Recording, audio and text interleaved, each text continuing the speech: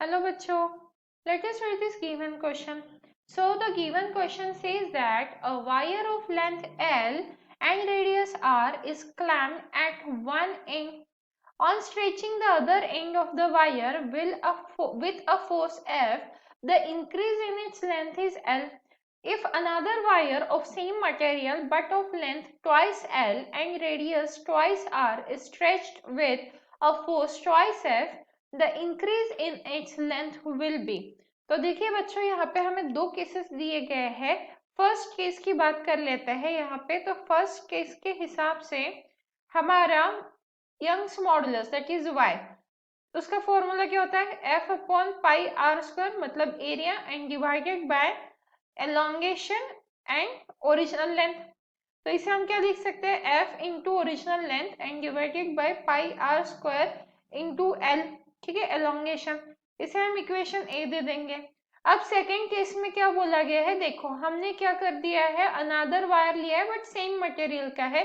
उसकी लेंथ अब twice L है, रेडियस ट्वाइस आर है, और उससे हमने 2f फोर्स भी दिया है. तो हमें एलोंगेशन फाइंड आउट करना है. तो सेकेंड केस की तरफ चलते हैं. सेकेंड केस के हिसाब से हमारा y क्या हो जाएगा? यहाँ पे y is equals to 2f divided by pi r क्या है? अभी 2r है तो उसका square divided by, let suppose ये हो जाएंगे हमारे l डैश. l डैश की वैल्यू हमें फाइंड आउट करनी है, तो ये हो जाएगा ट्वाइस l.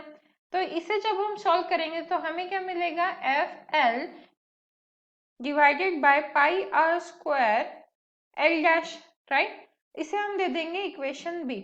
अब क्योंकि सेम मटेरियल बोला गया है, आप देख सकते हो यहाँ पे हमें सेम मटेरियल बोला गया है, तो इसीलिए यंग्स मॉडुलस क्या रहेगा? सेम रहेगा. तो हम क्या कर सकते हैं? Equation A is equals to B कर सकते हैं. तो हम कर देंगे A is equals to B. तो हमें क्या मिल जाएगा यहाँ पे? देखो, एफ एल डिवाइडेड बाय क्या आएगा? Pi are square into L is equals to F L upon pi, यहाँ पे आएगा pi are square into L dash. आप देखो दोनों सेम ही है, मतलब हमारा जो एल डैश है सेकेंड केस में जो एलोंगेशन है वो फर्स्ट केस के एलोंगेशन के इक्वल ही है. तो इसीलिए हमारा आंसर सी हो जाएगा. So this is the final answer and I hope you understood it well. All the best.